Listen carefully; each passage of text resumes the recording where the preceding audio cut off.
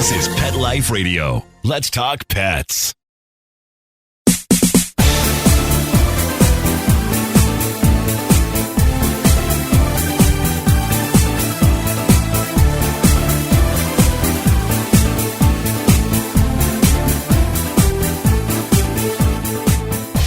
Justin and Hailey Bieber and their dog Oscar. Chris Sulllivan from This Is Us and his dog Harry. What do they have in common? They dress themselves and their dogs in matching clothing, and they get it from this brand on the show today. Dog Threads is a family brand founded by husband and wife Scott and Gina Davis. Gina is going to join us today to talk about this trend that's been developing over the past couple of years, why they started the company, and what it's like working with Mark Cuban. Yep, they got a deal on Shark Tank. So if you've just joined, you're listening to Bark and Swagger on Pet Life Radio. I'm Jody Miller-Young, your host. We're going to take a short break from our sponsor, so grab that favorite beverage, get comfortable, and we'll be right back. Molly, here's your dinner. Zeus, that's not your food. Don't let that happen to your precious cat. Elevate your cat's eating experience with the Cat Tree Tray. The Cat Tree Tray keeps your cat's food off the floor and conveniently located on the cat tree. It's the perfect way to eat. It's a beautiful wrought iron tray that easily attaches to your cat tree and keeps dogs and other critters out of your cat's dish. A must for multi-pet households. There's a 6-inch tray for large bowls and a 4-inch tray for smaller bowls. Purchase your Cat Tree Tray today. Go right now to cattreetray.com. That's cattreetray.com. cattreetray.com.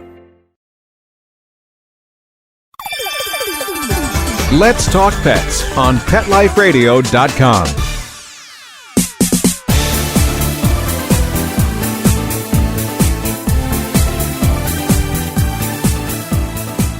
Welcome back. If you've just joined, you're listening to Bark and Swagger on Pet Life Radio. I'm Jody Miller-Young, your host. We're meeting Gina Davis today. Gina is the co-founder with her husband Scott of the brand Dog Threads. They create these really, really cute and stylish matching clothes for dogs and their humans. Hey, Gina. Hi, Jody. Thank you so much for having me. It is my pleasure. I'm really excited that you're on because your stuff is really adorable. And this is becoming more and more popular over the past few years. And you guys seem to be a company sort of at the forefront of it, certainly getting a lot of attention. How did you get interested in doing this? Thank you. Yeah, it's definitely a very fun brand to be building and designing for. We had a Pomeranian poodle named Thomas when my husband, then boyfriend at the time, and I met.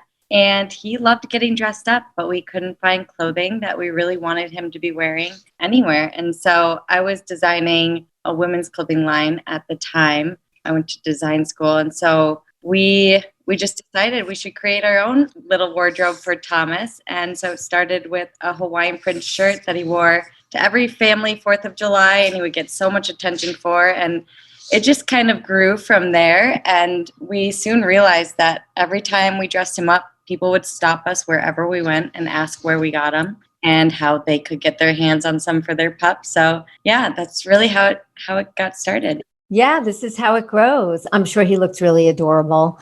So you mentioned you have a background in women's fashion design. What did you see regarding trends associated with something like this? Because how old is Dog Threads? We are 6 years old. Okay, so you maybe were on the early side of something like this. What did you see and what are you seeing now moving forward with this type of a trend?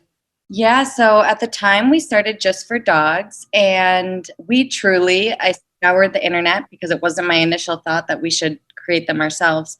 We looked everywhere for, pieces like this for him and couldn't find it. And so at the time it was just not existent. And so what we wanted to design was items that were really found in Scott's wardrobe. We wanted them to be humanized and on trend. And so we started with the Hawaiian print shirt, which is timeless.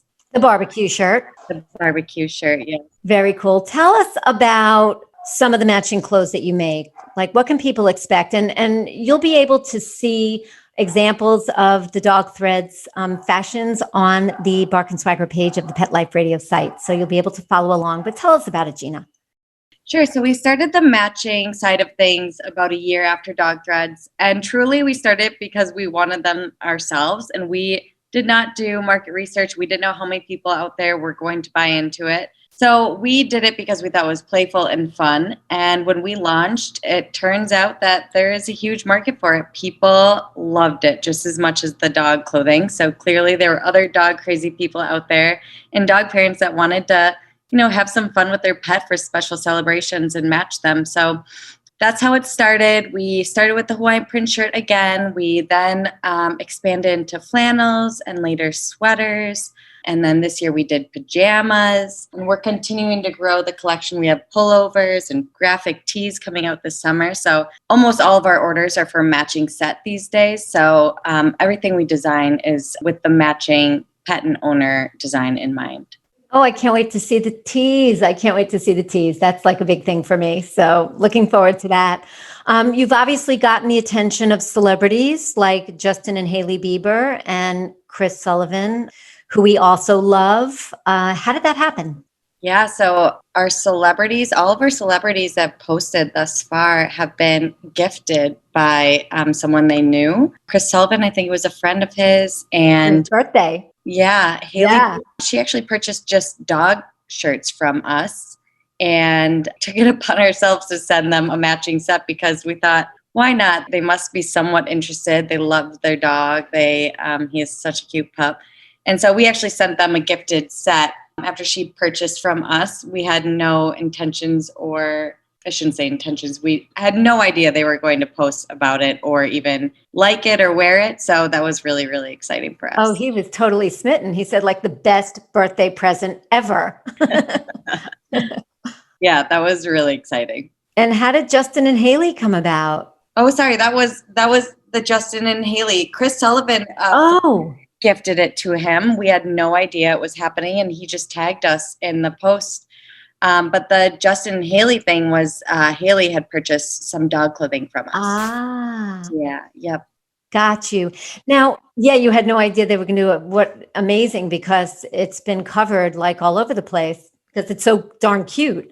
So in addition to matching gear, you also offer different types of things for dogs. Tell us about that.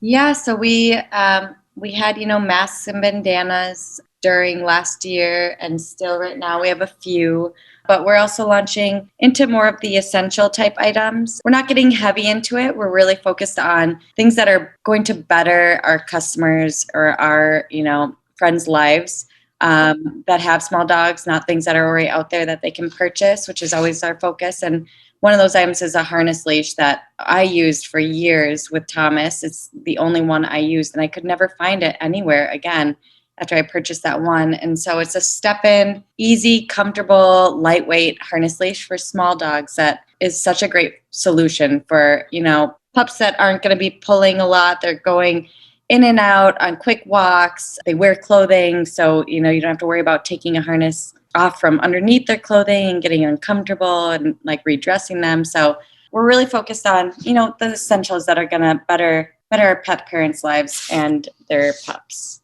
And in terms of the clothing, it's for dogs of all sizes or mostly for small and middle-sized dogs? The dog clothing is for pups of all sizes. There's not enough for big dogs.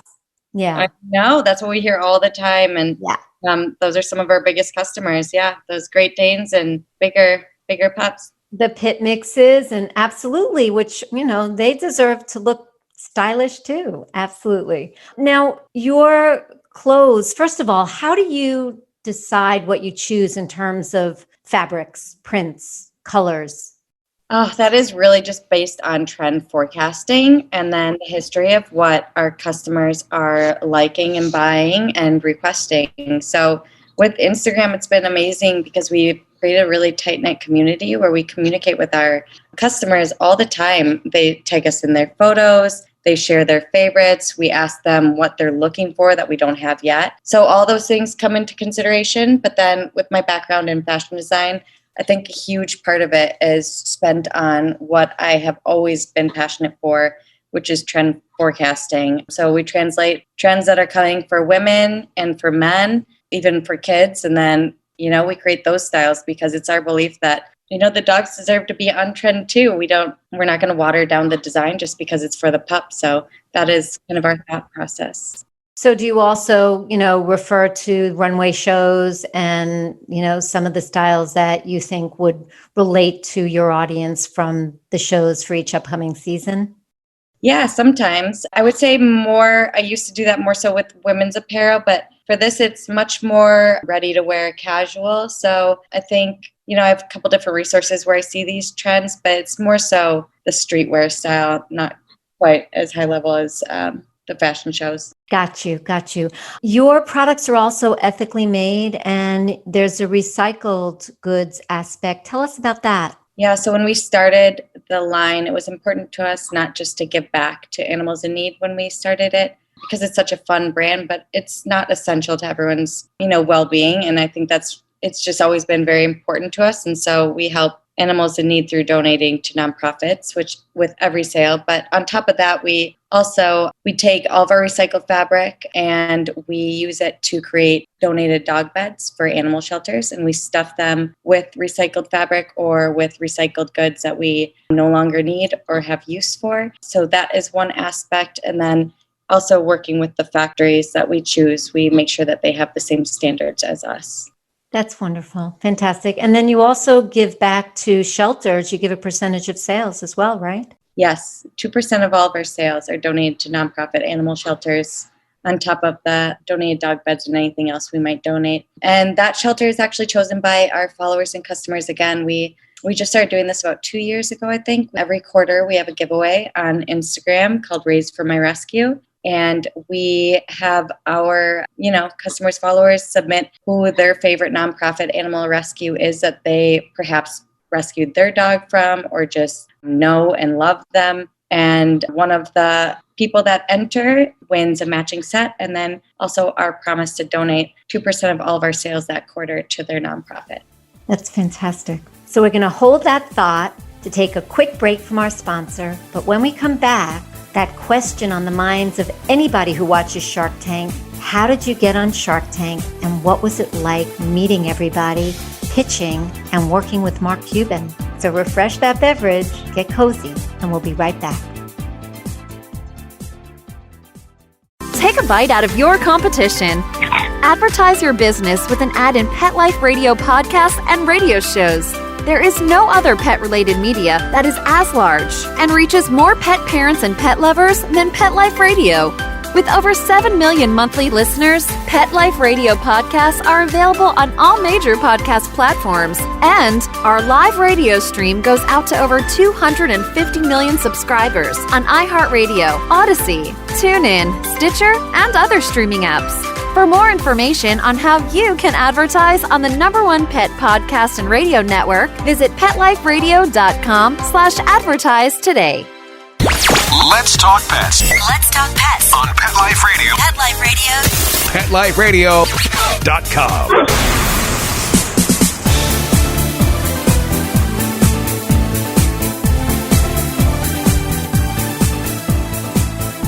Welcome back. If you've just joined, you're listening to Bark and Swagger on Pet Life Radio.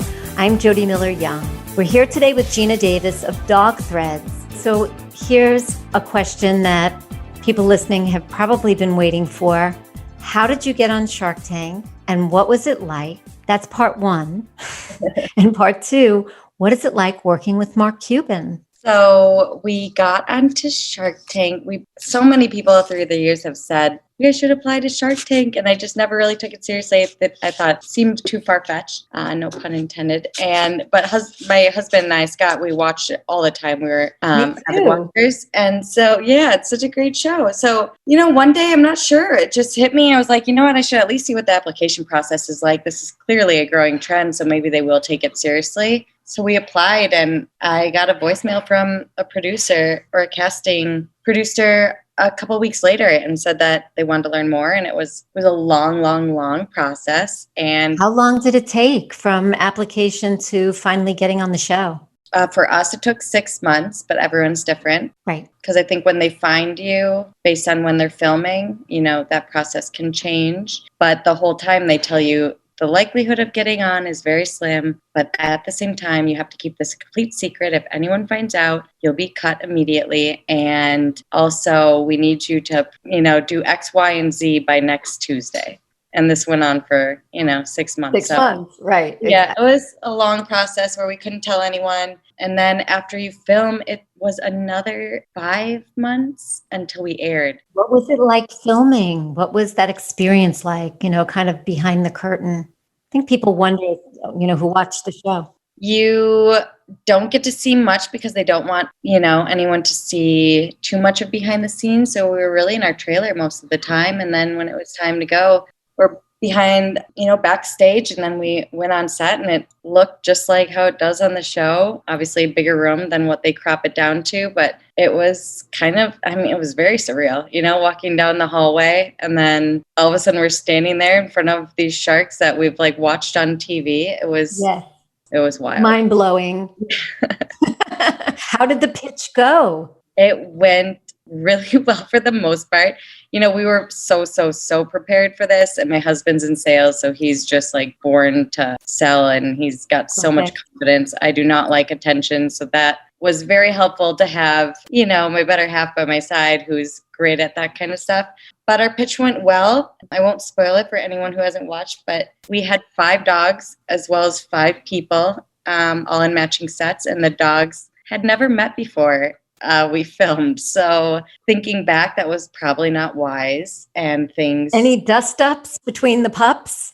No arguments or fights, but things definitely got a little chaotic. I'll say that. And Mark, I read a quote that he hates when babies and pets are on the show. Why? Is it because you can't resist them? I mean, why does he hate that? I don't know why he said that, to be honest. He just must not want to get into that industry necessarily. But he was intrigued by you guys. Yeah. I don't know. I was shocked to read that quote as well after, everything has been done. Yeah. Yeah. So what has it been like working with him? It's been how long now? So the deal fell through post-airing, actually just before airing. We were in due diligence for 6 months. And I don't know if I can even say this, but most deals, I should say, I don't think go through on Shark Tank post-airing. And so it wasn't really a surprise. And it was actually probably in everyone's best interest. He didn't give us a reason why. If I had to guess, we just weren't, maybe big enough for him. Crazy because of how people feel about their babies, and it's only growing and growing and growing. Yeah. So, it's a high price tag to do a deal with a shark. And so he was great to work with. He was very helpful and introduced us to quite a few different resources and connections. And he was nothing but wonderful to us. But I think we both realized that it maybe wasn't the best fit. And now we are raising our first round of outside capital here in Minnesota. And, I think this was definitely the better avenue for us to get us to where we want to be. Well, that's wonderful then. And if anyone listening is a venture capitalist or knows one, let us know, because this is a very cool company. Is there anything else you want us to know about the brand, Gina, outside of where people can find you? Because we definitely want you to tell them. So you can find us on Instagram at Shop Dog Threads or at shopdogthreads.com. And, we're just a really fun young brand doing our best to create designs and products that our friends and followers and pet lovers will love. And we love when people connect with us on social because we, can really get a feel for who our customers are. And so I think just following us along there and introducing yourself, saying hello is really our favorite part. That's wonderful. And continued success to you guys. It is a very, very cool brand, and the clothes are fun and fantastic. And I encourage everybody to take a look at some of the pictures, go on their site, look around, and there's something for everybody on there. Thank you so much, Gina. I really appreciate you being with us. Yes, thank you so much for having me, Jody. It's my pleasure. And thank you all for listening. Thanks to our producer, Mark Winter. Mark, you make us sound so good, and we love you for that. My passion is living stylishly, animal rescue, and health. So tune in next time to discover the designers, home decor, rescue stories, and health experts I love, and great stories and important info to share. Boy, that's a mouthful. So until next time, when fierce fashion calls, bark, like my dog in the background is, and swagger. Let's Talk Pets, every week on demand, only on PetLifeRadio.com.